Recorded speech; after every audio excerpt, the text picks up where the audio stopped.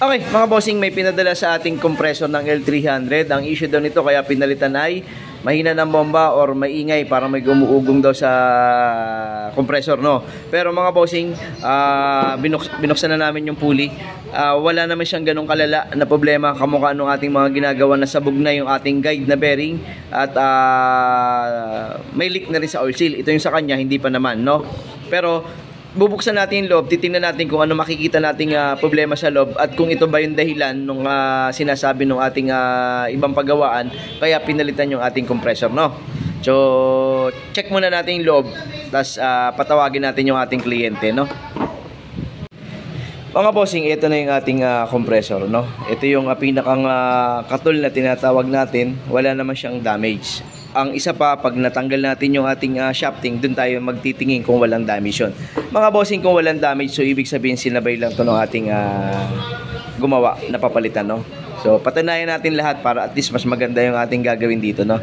Pero syempre, kagaya ng sinasabi ko, papalitan ko na ng oil seal to kasi sabi nung ating kliyente, magiging spare na lang tong ating compressor na to. Ayan yung shafting, yan yung bubunutin natin. Pero dito wala naman. Okay, ito na mga bossing. Ito na yung shafting na binunot natin, no? Ito, alam natin to. Pag may damage sa pinaka-shafting na to, ang dami na nating nagagawa. Pagka yan ay kinain na niya, doon na ito yung talaga may issue, no? Pero itong sa kanya, kay bossing, malinis pa. Wala pa siyang ganong tinding kain, no? Ibig sabihin, wala pang wiggle o hindi pa nag-wiggle yung ating shafting, kaya hindi siya nag-wiggle dito sa ating bearing. Kasi mga bossing, pagka nasira yung guide na bearing, ang na-experience natin dito sa ating L3 yan, pag nasira yan, mawawala sa balance tong ating shafting yan, gagalaw-galaw yan mga boss. Kaya kakainin niya ngayon itong bearing na to. Tapos may tama yung pinakang shafting na yon. Pangalawa, itong shafting na isa sa gitna, meron yung bearing doon sa loob. Pagka wala na rin sa tama yung ating bearing na guide, pati ito masisira to at pati ito may tama. So masasabi ko rito, kung ako mag-a-analyze mga bossing, hindi nandito ang issue ng ating compressor. Pwede kung sakali baka mamaya medyo malaki ang gap ng ating hub sa pulley. Baka pagka nag-automatic hindi na bumabalik. Pero ang sinasabi nila yung ingay. So walang ingay sa compressor mga bossing. Okay? So, yun yung aking pagkakaintindi rito sa sitwasyon ng ating compressor. Dahil kabisado na natin itong mga ganitong compressor na pagka may tama itong shafting na to, sigurado tayong durog yung bearing dun. At kaya nagkaroon ng tama yan dahil dun sa bearing na yun. Kaya pati yung oil seal masisira. Pero sa sistema nito sa kanya, wala pa mga bossing. So, sinabay na lang itong compressor para isang trabaho na lang.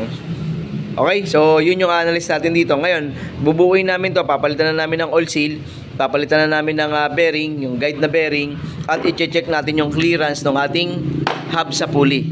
Magnetic clutch, pinatesting ko sa ating kasama, good naman.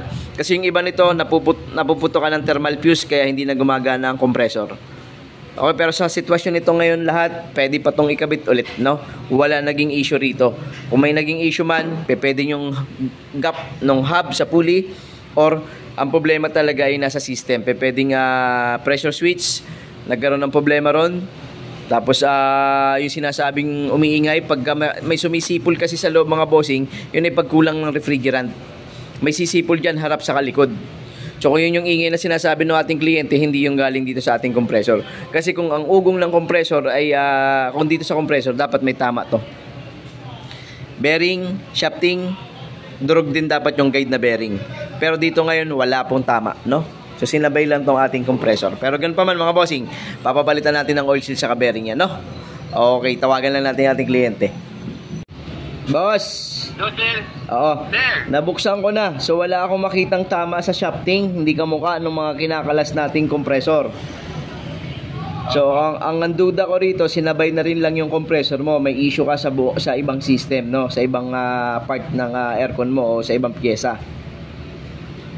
Sige po. Pero papapalitan na lang natin din ng oil seal at saka ng bearing para maunahan na natin yung nagiging problema niya. So pwede mo pa itong gamitin kung sakali magkakaroon ng trouble yung compressor mo na nakakabit ngayon. Yes, sir. Opo, pero sa analyze ko po, hindi po ito yung pinaka main issue kaya may problema yung aircon mo.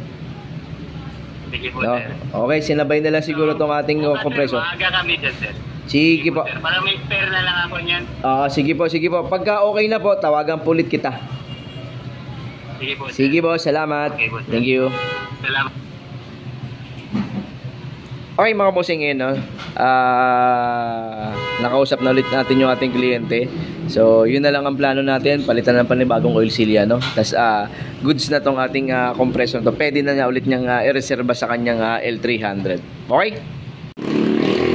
Mga bossing, natanggalan natin yung ating bearing, no? Tingnan nyo, maayos pa namin yung bearing. Pero may konting alog na rin. Maganda na rin yung maunahan, no? Kasi ng ating ikakabit, ito yan.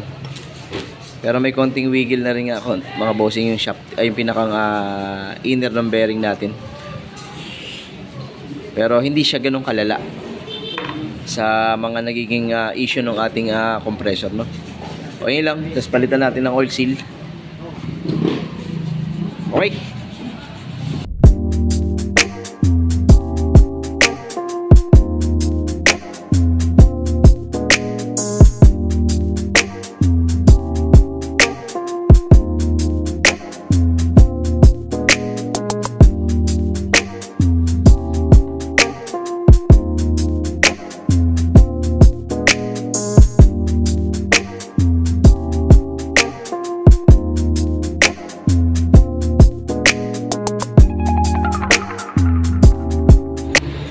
Okay mga bossing, napalitan na natin ang ating oil seal. Leak test tayo at check tayo ng ating compressor. 250 lampas PSI. Okay, hindi pa natin kinakapit yung bearing. Wala naman leak mga boss.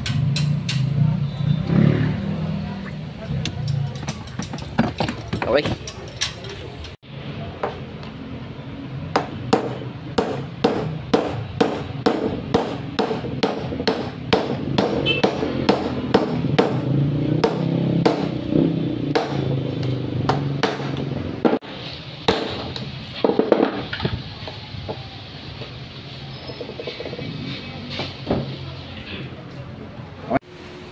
Okay lang mga bossing, no? Yun lang ang ginawa natin dito sa kanyang compressor at very good pa yung kanyang compressor na yan. Pwede pa niya ikabit yan.